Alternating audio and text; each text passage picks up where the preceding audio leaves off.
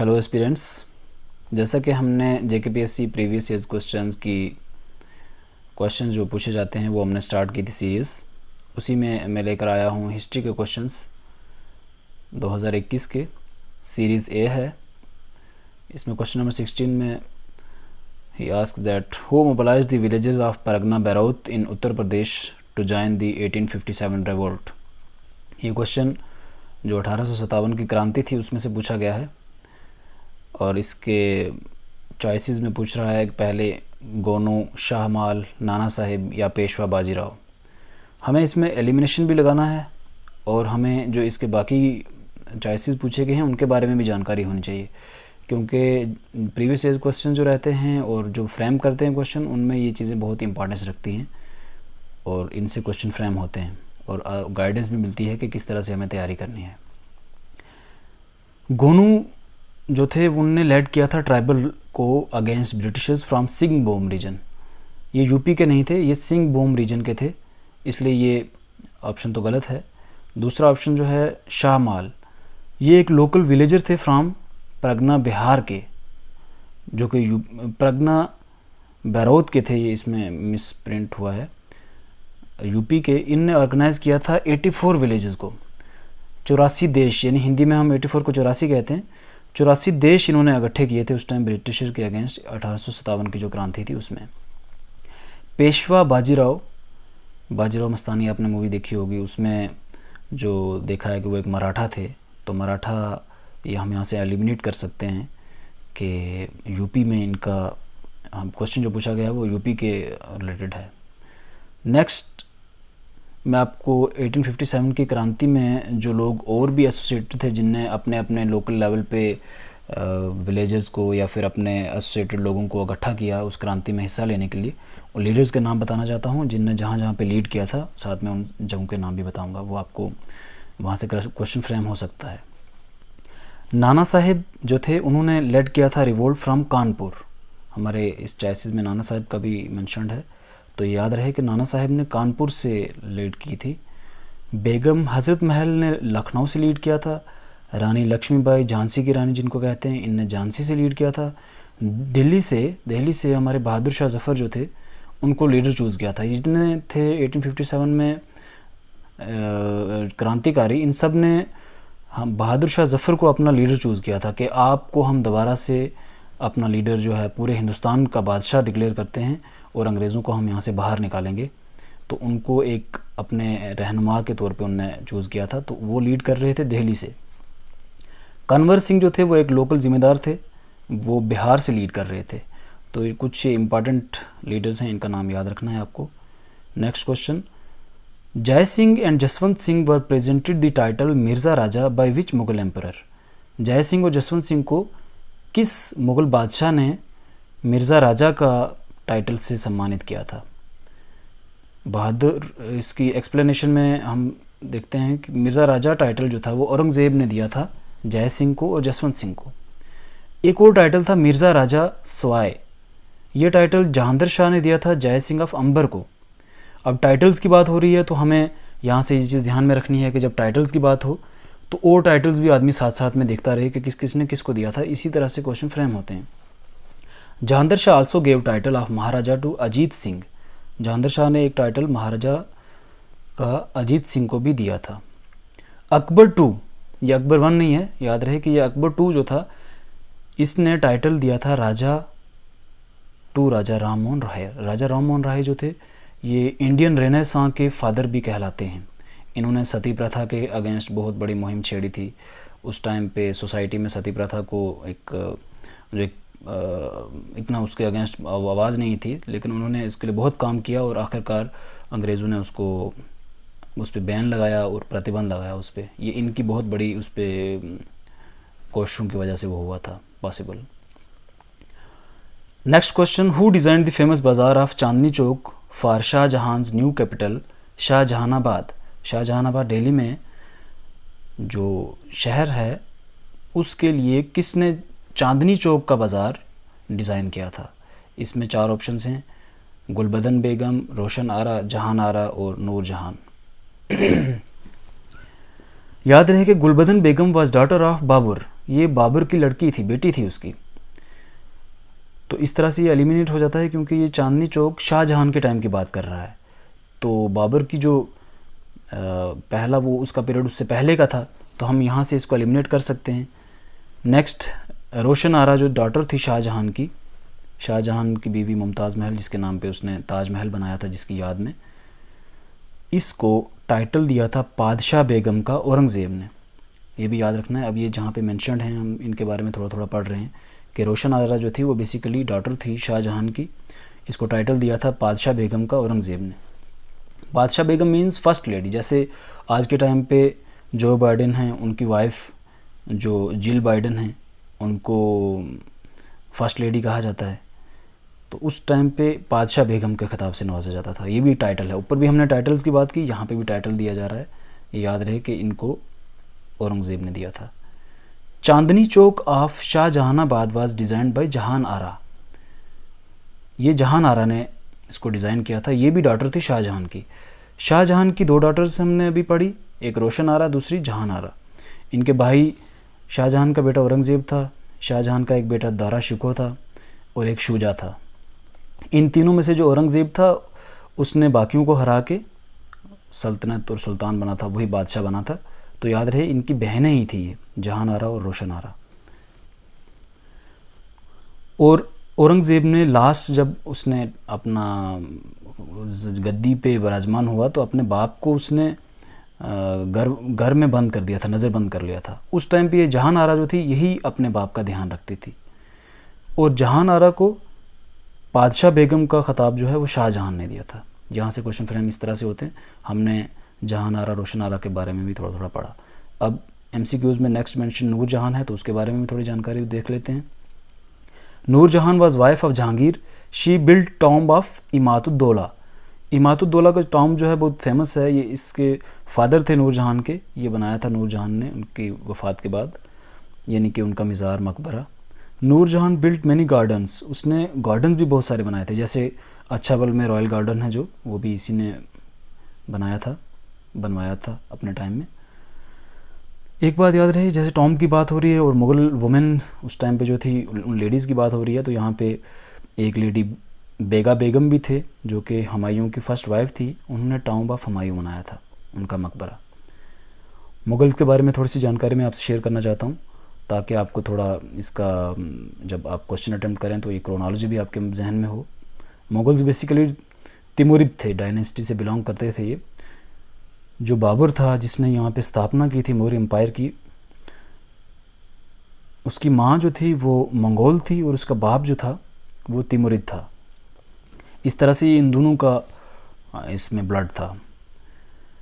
सबसे पहला मुग़ल एम्परर जो यहाँ पे इंडिया में आया वो बाबर, फिर उसके बाद हुमायूं, फिर अकबर, जहांगीर, शाहजहां, औरंगज़ेब, बहादुर शाह, जहांदर शाह, फ़ारुख शय्यार, फिर रंगीला। औरंगज़ेब के बाद आहिस्ता आहिस्ता जो मुग़ल एम्पायर है वो टूटना शुरू हो चुका था और ये बाद के जो रूलर्स थे वो सारे के सारे बहुत ही वीक थे, उतने एफिशिएंट नहीं थे, एबल नहीं थे जितने इससे पहले के थे।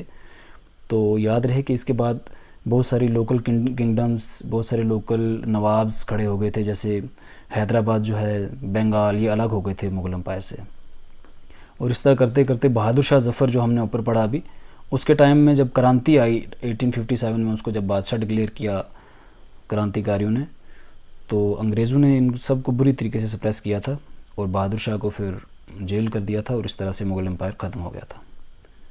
What is the name of material with which the Harappan seal is made of. Harappan seal यानी मोहरें, जो स्टैंप्स जैसे आज के टाइम पे यूज़ होती हैं, वो किस चीज़ की बनी होती थी? कॉपर, ब्रॉन्ज, स्टेटाइट या फिर आयरन। तो हम इसके बारे में थोड़ा हड़प्पा के बारे में पढ़ते हैं। Harappan seals were made by steatite. ये एक सॉफ्ट स्टोन होता है, स्टोन्स की अलग अलग किस्में होती हैं, सॉफ्ट स्टोन की बनी है स्टेटाइट। और इन सील्स पे figurine of humpless bull, unicorn, animals की फिगर्स बनी होती थी। और we also found Pashupati figurine seal, यानी कि पशुपति उस टाइम की डीटी हुआ करती थी जिसको वो लोग उसकी वर्शिप करते थे। पशु मीन्स एनिमल, पति मीन्स लॉर्ड। हम ये कह सकते हैं कि पशुपति की उस टाइम जो ये उनकी प्रिंसिपल डीटी थी जिसको ये वर्शिप करते थे, और ये लॉर्ड ऑफ एनिमल्स था उस टाइम पे, जितने भी वहाँ पे लोग थे वो इसको अपना गॉड मानते थे। ब्रॉन्ज़ उस टाइम पे, अब ये क्वेश्चन में मेंशन्ड है, हम इन चीज़ों को डिस्कस कर लेते थे कि ब्रॉन्ज़ का क्या क्या इस्तेमाल होता था उस टाइम पे। ब्राउन का यूज़ उस टाइम इंडस वैली सिविलाइजेशन में, हमें जो एक डांसिंग गर्ल मिली है मोहनजोदारो से, वो ब्रॉन्ज़ की बनी हुई मिली है, तो बहुत फेमस है ये। तो यहाँ से हमें ये भी पता चलता है कि उस टाइम पे मेटल का इस्तेमाल भी होता था। ब्रॉन्ज़ बेसिकली एक अलाय है जो मेटल्स के 2-3 मेटल्स के मिलने से भी बनता है।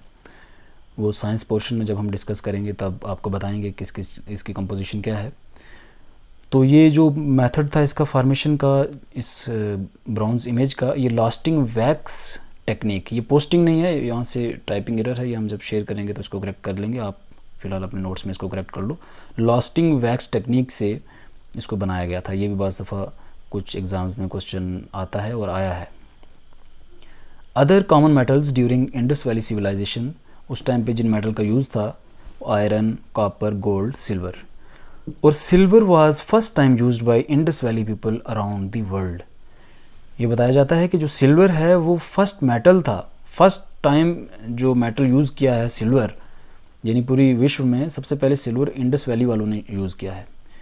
Semi precious stones, semi precious stone आप देखते होंगे लोग अंगूठी लगाते हैं या फिर कोई ज्वेलरी डालते हैं, उसमें स्टोन्स भी होते हैं कुछ प्रेशियस स्टोन्स, तो इंडस वैली में वो भी यूज़ होते थे। जैसे for example Lapis lazuli from Afghanistan, ये इंपोर्ट करते थे अफ़गानिस्तान से और ये यूज़ करते थे इंडस वैली वाले लोग उस टाइम पे। टेराकोटा यूजेस, टेराकोटा क्या रहता है, जो जब मिट्टी को हम पकाते हैं और वो पक जाती है तो उसको टेराकोटा कहते हैं। उसके अलग अलग टॉयज़ बनाते थे, उसके बर्तन बनाते थे वो लोग। तो ये याद रखना, उस टाइम बर्ड्स, टॉयज़ वगैरह टेराकोटा के भी एक्सकवेशन के बाद मिले हैं। स्टोन के भी बहुत सारे स्कल्पचर्स मिले हैं इंडस वैली साइड से। Steatite image of bearded man, एक दाढ़ी वाला आदमी मिला है मोहनजोदारो से, एक्सकवेशन से जब वहाँ खुदाई की गई तो दाढ़ी वाला आदमी स्टोन का है, वो स्टेटाइट का, जो हमने अभी ऊपर पढ़ा कि उसकी सील्स भी होती थी, उसी स्टेटाइट के एक बियर्डेड मैन फ्रॉम मोहनजोदारो, उसका स्कल्पचर भी मिला है। Red sand stone, red sand stone, अभी जब आप में से कोई मॉन्यूमेंट्स देखने दिल्ली या फिर आगरा इन एरियाज़ में जाएगा तो वहाँ पे बहुत सारे रेड सैंड के मॉन्यूमेंट्स हैं। इस तरह से इसका टॉर्सो मिला है एक मेल का फ्रॉम हड़प्पा से। आपको इसमें ये चीज़ें याद रखनी है कि स्टेटाइट की इमेज कहाँ से मिली और वो किस चीज़ की बनी हुई थी। रेड सैंड स्टोन का टॉर्सो जो था वो मेल का था, फीमेल का था, ये याद रखना है कहाँ से मिला। टॉर्सो मीन्स के अगर बॉडी हो जिसमें लिम्ब्स ना हो और हेड ना हो, लिम्ब्स बोले तो हाथ पैर उसके ना हो और हेड उसका ना हो, तो उस बाकी पोर्शन को टॉर्सो कहते हैं। तो ये इस क्वेश्चन के रिलेटेड इन्फॉर्मेशन थी। नेक्स्ट क्वेश्चन है, name the commander of Ahom army who defeated the Mughal army at the battle of सरिया घाट इन 1671 on bank of Brahmaputra. Ahom kingdom जो थी, इसके बारे में अब थोड़ा सा मैं आपको इन्फॉर्मेशन बता देता हूँ। ये मैप है अहोम किंगडम का। हमारा इस टाइम पे जो असम और अरुणाचल प्रदेश और नागालैंड का जो एरिया है, यहाँ पे अहोम किंगडम हुआ करती थी और हमारा मुग़ल एम्पायर यहाँ तक एक्सटेंड करता था। इन दो एम्पायर्स के बीच में जब मुठभेड़ हुई उसके बारे में पूछ रहा है कि 1671 में जब इन दो किंगडम्स के बीच में वार हुई तो मुग़ल आर्मी को किसने डिफीट किया था अहोम की तरफ से। इसके ऑप्शन हैं राजा राम सिंह, शोहंगमुंग, तिरुत सिंह और लाचित बोरपुकन। आपको इन सब के बारे में थोड़ी इन्फॉर्मेशन मैं दूंगा। Mughal army during the rain of Aurangzeb, जब औरंगज़ेब का टाइम था उस टाइम पे वो बहुत एक्सटेंशन कर रहा था अपने एम्पायर की, दक्कन में, ईस्ट में, और अपना जो उसका एम्पायर था वो हर तरफ एम्पायर को एक्सटेंड करने की उसकी रहती थी स्ट्रेटजीज़। तो मीर जुमला एक जनरल हुआ करता था बंगाल का औरंगज़ेब के टाइम पे। इन्होंने पूरी कोशिश की कि अपना जो एम्पायर है वो एक्सटेंड करें टुवर्ड ईस्ट। ये हमारी नॉर्थ ईस्टर्न स्टेट्स में आता है इस टाइम पे। असम देख लें आप मैप पर, या अरुणाचल प्रदेश, तो वहाँ पे उस टाइम अहोम किंगडम हुआ करती थी। तो मीर जुमला ने कुछ टेरिटरीज़ ऑक्यूपाई की, but after few years Ahoms recovered their territories. कुछ वर्षों के बाद जो अहोम से उनने अपनी टेरिटरीज़ वापस ले ली। फिर राजा राम सिंह कमांडर बने मुग़ल के in Bengal under his command battle of Saraighat was fought between Ahom and Mughals. ये इन्फॉर्मेशन आपको यहाँ से MCQ सॉल्व हो जाता है, ये आपको याद रखना है कि राजा राम सिंह मुगल की तरफ से लड़ रहे थे और अहोम की तरफ से लड़ रहे थे लौचित बर्कपू खान। इसमें अहोम जो थे वो जीत गए थे। ये आपको इसमें इस क्वेश्चन के रिलेटेड इतनी इन्फॉर्मेशन काफ़ी है। और अहोम्स जो हैं इनने बाद में ब्रिटिशर्स के अगेंस्ट भी विद्रोह किया था और गोमदार कन्वर इनके लीडर थे जब इनने ब्रिटिशर्स के अगेंस्ट लड़ाई की थी। ये क्वेश्चन भी इंपॉर्टेंट यहाँ से बनता है। ब्रिटिशर्स का टाइम बाद में आता है मुगल्स के, तो just for your information I have added this one. Next question, in which place did the Gadkari uprising of 1844 take place. देखें 1857 में सबसे बड़ी क्रांति हुई थी जिसको कुछ लोगों ने फर्स्ट वॉर ऑफ इंडिपेंडेंस भी कहा है, लेकिन उससे पहले बहुत सारी छोटी छोटी अलग अलग प्रांतों में अपने लोकलाइज्ड लेवल पे विद्रोह होते थे। उनके बारे में ये क्वेश्चन पूछा है कि 1844 में जो गडकरी अपराइजिंग हुई थी वो किस जगह पे हुई थी। तो मैंने इस क्वेश्चन के साथ 1844 से पहले जितनी भी अपराइजिंग्स जो इम्पॉर्टेंट हैं वो मैंने ऐड कर दी हैं। आपको ये सब मैं अटैच कर रहा हूँ साथ में, ये आपने याद रखनी है ताकि कोई भी अपराइजिंग आपको क्वेश्चन आता है तो आप ये बता सकें। सिविल अपराइजिंग जैसे भी यहाँ पे मैं बता रहा हूँ, इस रीजन में गडकरी अपराइजिंग जो है वो महाराष्ट्र में हुई थी। सबसे पहले अपराइजिंग है, फिर रीजन है किस रीजन में हुई और उनका लीडर कौन था। मदीनापुर जब बंगाल में हुई थी, इनको दामोदर सिंह ने लीड किया। मो मारियास असम में थे, कृष्णा रायन ने इनको लीड किया। इस तरह से आप लिस्ट दे सकते हैं। ये सारी लिस्ट आपको याद करनी है ताकि कोई भी क्वेश्चन हमारा एग्ज़ाम में छूटे नहीं और एग्जामिनर यहाँ से क्वेश्चन फ्रेम करते हैं। और अब जो नया ट्रेंड है उसमें MCQs में इस तरह चॉइसेस होती हैं कि we how many among the above are correct, only 1, only 2, only 3, all 4। तो उसमें जितनी आप ज़्यादा चीज़ें आपको याद भी होंगी और फैक्चुअल चीज़ें जितनी याद होंगी वो आपको बेनिफिशियल ही रहेगा वहाँ पे एलिमिनेट करने वाले मेथड में भी और इसमें भी हेल्पफुल रहेगा। सिविल अपराइजिंग्स हैं, पीजेंट अपराइजिंग्स हैं, ये आपने यहाँ से लिस्ट देखनी है। मोपड़ा जैसे केरला के मालाबार मुस्लिम पीजेंट जो थे, ये वहाँ के लैंडलॉर्ड्स के ख़िलाफ़ इनने विद्रोह किया था। ये उससे पहले का है, बाद में भी चला था ये। तो आपको ये सब चीज़ें याद करनी है यहाँ से, इन सब के डिटेल यहाँ मैंने अटैच की है। Next question, the Muslim league was founded in 1906 at Lahore, Karachi, Aligarh या ढाका। मुस्लिम लीग कहाँ पे फाउंड होती है, ये सिंपल क्वेश्चन है। 1906 में Muslim league was set up in 1906 under the leadership of Aga Khan, Nawab Salimullah, Nawab Mohsinul Mulk in Dhaka. ये अपने इन्फॉर्मेशन याद रखनी है, लोगों के नाम याद रखने हैं और उसकी डेट भी याद रखनी है। Which of the following Chola king या छोला किंग आप प्रोनाउंसिएशन जैसे भी कर सकते हैं, अज्यूम द टाइटल गंगाई कोंडान। चोलास जो थे इनकी टेरिटरी हमारे साउथ इंडिया में, जहाँ आज के टाइम पे तमिलनाडु, कर्नाटका एरियाज़ हैं, यहाँ पे ये आपको चोला में मैं दिखा रहा हूँ। चेरा, चोला, पांड्याज, ये हमारे साउथ इंडिया में किंगडम हुआ करती थी। इनके बारे में क्वेश्चन पूछ रहा है कि इनमें से कौन सा किंग था जिसका टाइटल गंगाई कोंडान था। देखो टाइटल्स के हम 2-3-4 क्वेश्चन ऊपर डिस्कस कर चुके हैं। टाइटल्स पे क्वेश्चन आ रहे हैं, आपको टाइटल्स जहाँ भी मिलते हैं उनके अलग लिस्ट बना लें तो वो काफ़ी आसानी से आप वो चीज़ कवर कर लेंगे। राजा चोला जो था, अब इनके जो MCQ में पर्सनालिटीज़ मेंशन है किंग, इनके बारे में थोड़ी इन्फॉर्मेशन बता रहा हूँ। इसने बनाया था राजा राजेश्वरम टेम्पल एट तंजौर। राजेंद्र चोला जो था ही कम्प्लीटली कंकर्ड श्रीलंका। देखें इनके पास ही श्रीलंका लाई करता है, तो इस बादशाह ने श्रीलंका पे कब्ज़ा कर लिया था, ऑक्यूपाई कर लिया था। और इसी बादशाह ने ही एज्यूम टाइटल गंगाई कोंडा छोलापुरम। कराईकाला इसने फाउंड की थी सिटी ऑफ पुहर। चोला में एक सिटी थी पुहर, जो वहाँ पोर्ट भी बड़ी फेमस थी। ये सिटी फाउंड की थी कराईकाला ने। परांतका टू भी यहाँ का एक किंग था। He is known as is Sundara Chola. देखो सुंदर कहते हैं उसको जो बहुत ही हसीन हो, उर्दू में कह लो, ब्यूटीफुल कह लो, हैंडसम कह लो, मर्द है ये सुंदर हुआ करता था। कहते हैं he is considered as epitome of male beauty, यानी मर्दों में जो खूबसूरत लोग होते हैं ना, उसकी एक मिसाल समझा जाता था ये परांतका। याद रखिएगा इसको। Next question, the vernacular press act of 1878 adopted by lord Lytton was intended to.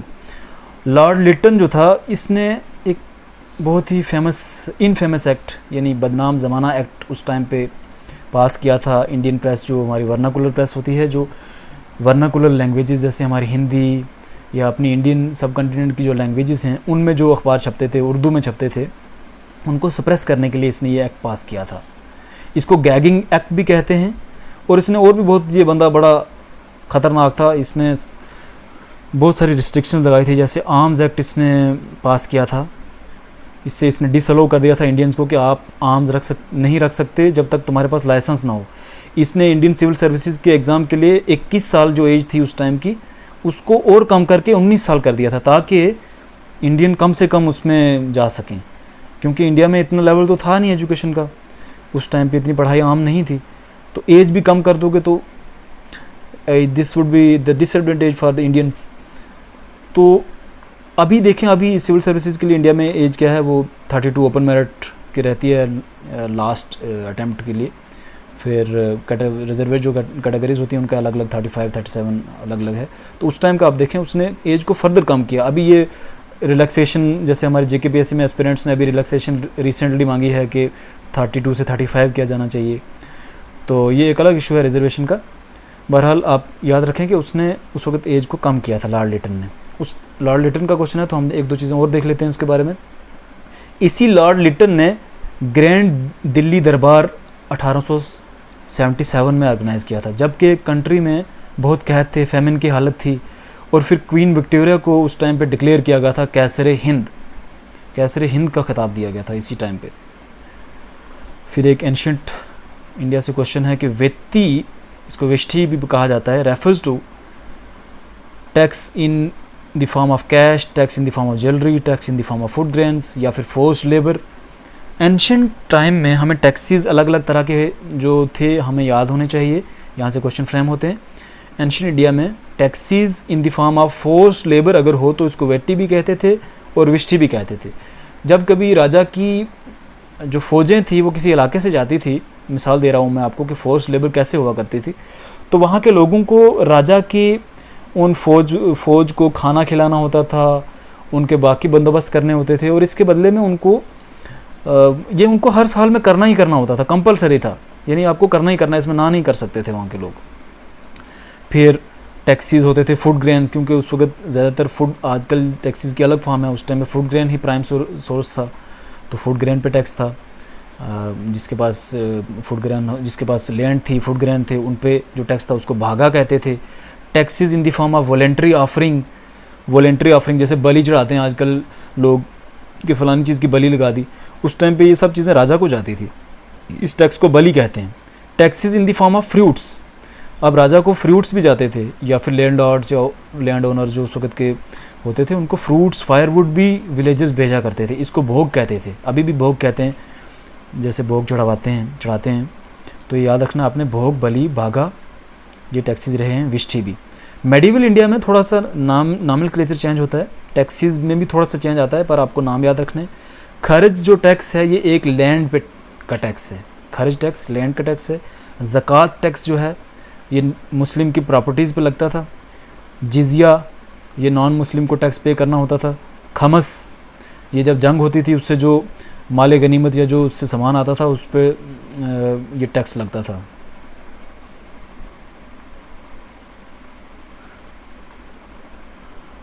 Next question, a history of British India was written in 1817 bye.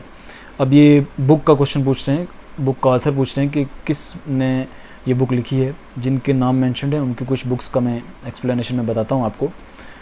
Abul Kalam Azad जो थे, इनने बुक लिखी थी India wins freedom. James Mill जो हैं, इनने book लिखी है history of India. G.H. Forbes, इनकी फेमस बुक है the goodness of God. Sucheta Mahajan जो हैं, इनकी फेमस बुक है इंडिपेंडेंस एंड पार्टीशन। इनकी और बुक्स भी हैं, पर जो फेमस बुक हैं वो मैं आपको बता रहा हूँ।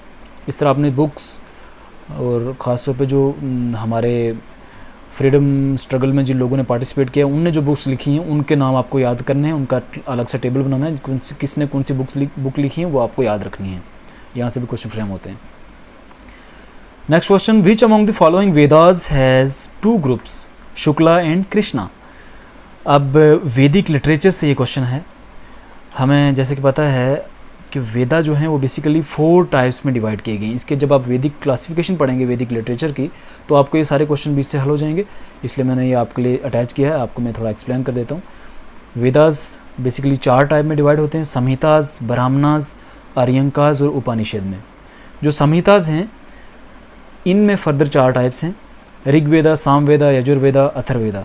ऋग्वेदा में वेदा ऑफ प्रेज यानी किसी की तारीफ़ में वेदा हैं, जैसे गायत्री मंत्रा है। सामवेदा मेलोडीज़ जो कंपोज हुई हैं, रागाज अलग अलग तरह के, वो सामवेदा में आते हैं। यजुर्वेदा, इसमें प्रैक्टिसेस आती हैं, सेक्रीफाइस के दौरान आपको जो प्रोसीजर फॉलो करने हैं उसके बारे में इंफॉर्मेशन है। इसके जो टाइप्स हैं शुक्ला और कृष्णा, इसी के टाइप जो ऊपर क्वेश्चन हमें पूछा गया। फिर अथर्ववेदा है, मैजिकल फार्मूलाज, जो अलग अलग तरह के फार्मूलाज थे, डिजीज़ को कैसे क्योर किया जाए, इवल्स को कैसे क्योर किया जाए, इनके फार्मूलाज थे, अलग अलग प्रोसीजर्स थे। तो यही इसी चीज़ ने आगे चल के आस्ता आस्ता जो इंडियन मेडिसिन सिस्टम है उसको स्थापना की, उसको प्रोत्साहन दिया और आगे चल के वो इंडियन मेडिसिन हमारी इवॉल्व हुई। ब्राह्मणास बेसिकली कमेंट्रीज़ हैं। आप कोई बड़ी बुक पढ़ते हैं, उस पर अलग अलग स्कॉलर्स अपनी कमेंट्रीज़ लिखते हैं। इस तरह ये ब्राह्मणास जो हैं ये कमेंट्रीज़ हैं किस पे, वेदास पे। वेदास को और आसान समझने में कि कमेंट्रीज़ हैं ब्राह्मणास। इसकी एक एग्जांपल है स्थापता ब्राह्मणास। आर्यंकाज जो है ये बेसिकली जो साधु वगैरह फॉरेस्ट वगैरह में रहते थे उनकी लिविंग के बारे में है। फिर उपनिषद जो है इसको वेदांता भी कहते हैं, यानी यहाँ पे आके वेद का जो टाइम था वो आस्ता आस्ता कंपोज जो हो रहे थे वो आखिरी दौर में था उनका, वेदांत यानी कि last phase of Vedic period. They are philosophical and spiritual in nature. इनकी इतनी इन्फॉर्मेशन आपने याद रखनी है, इनमें से क्वेश्चन फ्रेम हो सकते हैं। Next question, which freedom fighter went to Pondicherry in 1910 to pursue his spiritual goals and remained there until his death founding a famous ashram. अब किसी एक पर्सनैलिटी के बारे में क्वेश्चन है, अलग अलग पर्सनैलिटीज़ के बारे में आपने याद रखना है। गांधी जी ने आश्रम जो साबरमती आश्रम में, वहाँ से उनने आपको याद होगा जो काम किए थे। और इसके बाद आपने याद रखना है कौन कौन सी जेल में वो कैद रहे हैं। पर्सनैलिटीज़ के बारे में आपको जितनी इन्फॉर्मेशन मिलती है वो आप एक अलग उनके नोट्स बना के उसमें ऐड करते रहें। इनने कौन सी बुक लिखी है, इनको कब अरेस्ट किया गया, ये किस आश्रम में गए, इनने कौन सा सत्याग्रह कहाँ से लॉन्च किया, और कौन सा एग्रीमेंट कहाँ किया, कौन सी कॉन्फ्रेंस अटेंड की। ये सब चीज़ें आपने पर्सनैलिटीज़ के साथ भी ऐड कर देंगे तो आसान हो जाएंगी चीज़ें। आप बेशक बुक में पढ़ भी रहे हैं लेकिन आपके रिवीजन में अपने नोट्स बहुत हेल्प करेंगे। तो इसकी एक्सप्लेनेशन मैं बताता हूँ। इनका अरबिंदो घोष हैं, इनने जब पॉलिटिकल अपनी एक्टिविटीज़ को ख़त्म किया तो फिर ये पौंडीचेरी शिफ्ट हो गए थे। अरबिंदो आश्रम located in white town of Pondicherry, ये उनके नाम जो है अरबिंदो उन्हीं के नाम पे रखा गया। द फाउंडेशन ऑफ दिस आश्रम वाज लेड ऑन 24 नवंबर 1926 में ये लेड किया गया। When he was surrounded by his disciple all over after he retired from politics and settled in Pondicherry. ये पॉलिटिक्स से रिटायर होने के बाद पौंडीचेरी में सेटल हो गए थे और उन्होंने यहाँ पे लोगों की हेल्प करने के लिए और इनर पीस के लिए ये आश्रम की स्थापना की थी। एक नेक्स्ट क्वेश्चन अब है मेडिवल इंडिया से, पूछ रहे हैं क्रोनोलॉजिकल ऑर्डर। क्रोनोलॉजिकल ऑर्डर होता है कि कौन सी चीज़ पहले आई कौन सी चीज़ बाद में आई। तो ये पूछ रहा है कि ये फॉलोइंग इन्होंने जो पर्सनालिटीज़ दी हैं, ये किंग या फिर प्रिंस, प्रिंसेस या फिर इनको नवाब कह लो, सुल्तान कह लो, इनका क्रोनोलॉजी बताओ, इनमें से पहले कौन आया बाद में कौन आया। तो मैंने आपके लिए एक क्रोनोलॉजी चार्ट तैयार किया है, यहाँ से तो आप सिलेक्ट कर ही लेंगे ABC में जब आप क्रोनोलॉजी आती होगी। तो ये चार्ट आपको मैं समझा देता हूँ ज़रा। Chronological order of medieval emperors of India. Medieval India में जो दिल्ली सल्तनत थी उसकी क्रोनोलॉजी आपके लिए मैंने लाई है ताकि आपको अगर इसके रिलेटेड कोई क्वेश्चन आए तो आप आसानी से उसको अटेम्प्ट कर सकें। मोहम्मद बिन कासिम ने अटैक किया सिंध पे 712 AD में। उसके बाद 997 में, बहुत लंबे अरसे के बाद, तकरीबन 300 साल के अरसे के बाद, महमूद गजनी ने अटैक किया और इसने ऑक्यूपाई कर दिया अफ़गानिस्तान, मुल्तान, पंजाब इन एरियाज़ को। और ये सिर्फ बंदा लूट और प्लंडर करता था, सिर्फ लूट मार करके यहाँ से जो पैसा था वो ले जाता था अपने इलाकों में। महमूद गोरी फर्स्ट बैटल ऑफ तराइन में ये हारा था। सेकंड बैटल ऑफ तराइन में पृथ्वीराज चौहान ने इसको हरा दिया था। फिर इसके बाद स्लेव डायनेस्टी आती है जिसका फाउंडर था कुतुबुद्दीन ऐबक। इसने दिल्ली सल्तनत की स्थापना रखी थी। इससे पहले वाले जो हैं ये दिल्ली सल्तनत के स्थापक नहीं थे। ऐबक जो था इसने दिल्ली सल्तनत की स्थापना की थी 1206 में। इसके बाद इल्तुतमिश आया। इल्तुतमिश ने अपनी बेटी रज़िया सुल्ताना को अपना नॉमिनेट किया कि मेरे बाद ये यहाँ की सुल्तान हो गई, और ये फर्स्ट और लास्ट लेडी थी जिसने के रूल किया, मुस्लिम लेडी। फिर बलबन, उसके बाद जलालुद्दीन खिलजी एम्पायर शुरू हो जाता है, और उसके बाद अलाउद्दीन खिलजी जिसने बहुत दूर दूर तक अपना एम्पायर एक्सटेंड किया, साउथ तक भी, ईस्ट में भी बहुत दूर तक लाया था ये। बलबन का याद रहे कि इसने पाईबोस और सजदा वगैरह जो और नवरोज़ फेस्टिवल इसी ने इंट्रोड्यूस किए थे। इल्तुतमिश जो था इसने सिल्वर टांग का इंट्रोड्यूस किया था। इनकी इन्फॉर्मेशन भी साथ साथ में आपने पढ़ना है, ये जस्ट क्रोनोलॉजी है। ये क्वेश्चन क्योंकि उन्होंने क्रोनोलॉजी का पूछा था तो मैंने चाहा कि आपको क्रोनोलॉजी यहाँ पे प्रेजेंट कर दूँ। तुगलक्स में गयासुद्दीन तुगलक, खिलजी के बाद तुगलक आते हैं, फिर मोहम्मद बिन तुगलक, फिर फ़िरोज़ शाह तुगलक, और इसके बाद तिमूर ने इन्वेड कर दिया था इंडिया को। तिमूर इन्वेड करके वापस चला गया था, फिर उसने खिज़र खान को अपना यहाँ गवर्नर अपॉइंट किया। खिज़र खान के बाद मुबारक शाह रहा, और मुबारक शाह के बाद फिर सैयद थे, इनका रूल ख़त्म हुआ, और ये बाहुल लोदी जो था उनके स्पुर्द करके चले गए थे ये वापस। लोदीज़ जो थे उनमें सिकंदर लोदी, गज़े सिकंदरी बहुत फेमस है जिससे मेजरमेंट की जाती थी लैंड की। फिर उसके बाद इब्राहिम लोदी था एक। इब्राहिम लोदी का याद रहे कि ये बहुत एरोगेंट था। इसके टाइम पे मुग़ल जो दिल्ली सल्तनत है वो समझो खात्मे पे आ गई थी, क्योंकि ये बहुत एरोगेंट था, नोबल्स को बेइज्जत कर देता था ये। और इसके जो अपने वहाँ के गवर्नर्स थे, जो मिनिस्टर्स थे, वज़ीर थे, उन्होंने बाबर को इनवाइट किया, दौलत खान ने, कि ये इसके साथ आप वार लड़ो, और वो बाबर ने फिर इब्राहिम लोदी को हरा दिया था फर्स्ट बैटल ऑफ पानीपत में। बाबर के बाद शेर शाह रहा इंडिया में, हुमायूं था बेसिकली, लेकिन हुमायूं को शेर शाह ने बहुत बाद हराया रहा और इसको एग्ज़ाइल कर दिया था, और फिर उसकी डेथ हो गई थी। और बाद में हुमायूं ने वापस अपना, अफ़गान थे ये, इनको हरा के इंडिया में मुग़ल एम्पायर को दोबारा से शुरू किया। इसके बाद अकबर है, और जो उसके बाद की जो है वो डिटेल ऊपर हमने शेयर की है आपके साथ। नेक्स्ट क्वेश्चन, हु अथोराइज्ड आएगा यहाँ पे, ऑथर्ड, ये भी ठीक है, the book poverty and un British rule. RC Dutt, Dadabhai Naoroji, Sumit सरकार, आरसी मजूमदार, इनने जो बुक्स लिखी हैं उनके बारे में मैं आपको इन्फॉर्मेशन देता हूँ। हमने अभी ऊपर बुक्स के ऊपर एक क्वेश्चन और पढ़ा है, आपको बुक्स की लिस्ट याद रखनी है। इंपॉर्टेंट पर्सनैलिटीज़ ने जो बुक्स लिखी हैं वो याद रखनी है, उनने कौन सी बुक लिखी है, ताकि आपको एग्ज़ाम में आसानी से क्वेश्चन अटैम्प्ट हो सके। आरसी दत्त ने इकोनॉमिक हिस्ट्री ऑफ इंडिया लिखी है।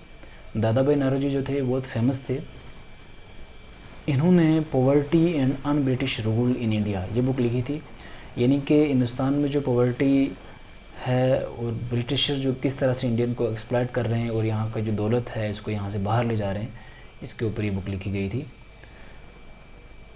इसके बाद सुमित सरकार ने लिखी थी स्वदेशी मूवमेंट इन बंगाल। आरसी मजूमदार की बुक फेमस जो है वो एंशिएंट इंडिया है। तो यहाँ पे हमारा ये ख़त्म होता है टॉपिक। आपको इसकी PDF मिल जाएगी। आप हमें अपने कमेंट्स बताएं, आपको हमें और किस तरह इम्प्रूव करें हम अपना टीचिंग स्किल, और क्या क्या चीज़ हमें इम्प्रूव करनी चाहिए, और हम किस तरह से आपको बेटर सर्व कर सकें और आपको प्रोवाइड कर सकें material. Thank you, have a nice time.